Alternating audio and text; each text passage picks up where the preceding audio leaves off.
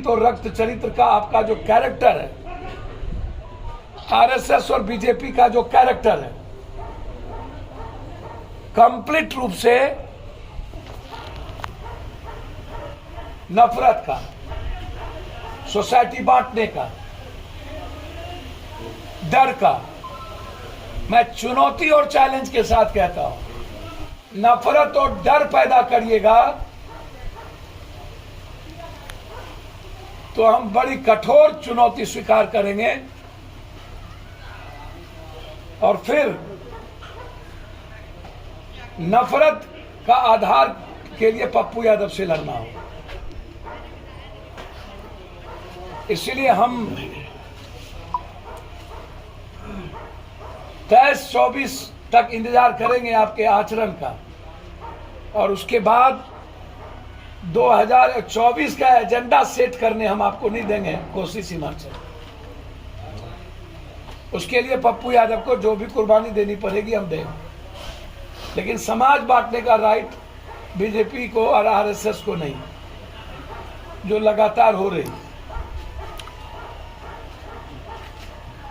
मैं हिंदी भाषी इलाके के क्षेत्र के लोगों से अपील करता हूं कि हमको साउथ इंडियन से सीखना चाहिए, हमको नॉर्थ से सीखना चाहिए कि वो नफरत करने वाले और डर पैदा करने वाले को कभी प्रवेश करने नहीं दिया। वो विकास का आधार है नॉर्थ का, और हमारा आधार जाति या धर्म मजहब का हो जाता है। लोगों के भीतर शंका बनी हुई है सीमांचल कोसी में। आम लोग दहशत में हैं अमित शाह के डेट से, डरे हुए हैं। क्या करेंगे, क्या बोलेंगे, कहां समाज को तोड़ देंगे, कहां दंगा पैदा करेंगे। एक सेंसेशनस क्यूरियोसिटी पैदा हुई है। तो ये मेरे लिए तो गंभीर विषय है। अदानी के कंपनी को स्मार्ट मीटर लगाने का जो निर्णय भारत सरकार ने लिया, मेरी समझ है कि 8,000 करोड़ से ज़्यादा ऊपर। आखिर दुर्गा पाठ से चंडी पाठ अदानी कंपनी को ही क्यों मिलती जा रही है? 2G पर इन्होंने कांग्रेस को हाय तौबा मचाया और 5G पर कोई भाजपा इतनी बड़ी चोरी की, लेकिन इस पर कोई बोलने को तैयार नहीं। ये जो स्मार्ट मीटर है, मैं इसको अविलंब या तो ड्रॉप करिए या तो स्मार्ट मीटर के बिल की कोई जांच हो। जो बिल आता था उससे कई गुना ज़्यादा बिल स्मार्ट मीटर से आना शुरू हो गया। स्मार्ट मीटर लगने से चालू होने के बीच में ही बिल भी शुरुआत हो जाती है। स्मार्ट मीटर लगने के बाद जब हम कूपन सिस्टम में आए तो हमको लग रहा है कि हमने एक SLA बॉल को हमने जलाया या एक पंखा जलाई और बिल आ गया और खुद बिजली कट भी गई। तो ये आम आदमी को सबसे परेशानी का कारण बिजली हम सुविधा देंगे। हम एक तरफ बात कर रहे हैं कि हम आम आदमी को बिजली है या पानी, ऐसी चीज़ों में हम सुविधा देने की बात कर रहे हैं, और दूसरी तरफ स्मार्ट मीटर के द्वारा किसी बड़ी कंपनी को मुनाफा देने की बात करते हैं और पब्लिक को पूरा का पूरा उसको खत्म करने की बात है। एक तो यह इशू सबसे बड़ा इम्पोर्टेंट है, और ये सबसे बड़ा आरोप है मुझे अमित शाह पर और गडकरी जी पर। आप 2024 का चुनाव सीमांचल में पूर्णिया और कोसी कमिश्नरी को क्यों चुना? क्या आप बाढ़ से मुक्ति दिला दिए?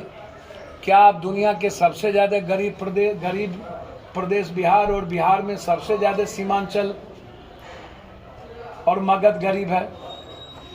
आपने क्या मखान का पैकेज लेके आप दिया है? क्या आप मक्का के 10 फैक्ट्री आपने कोई पैकेज दी है?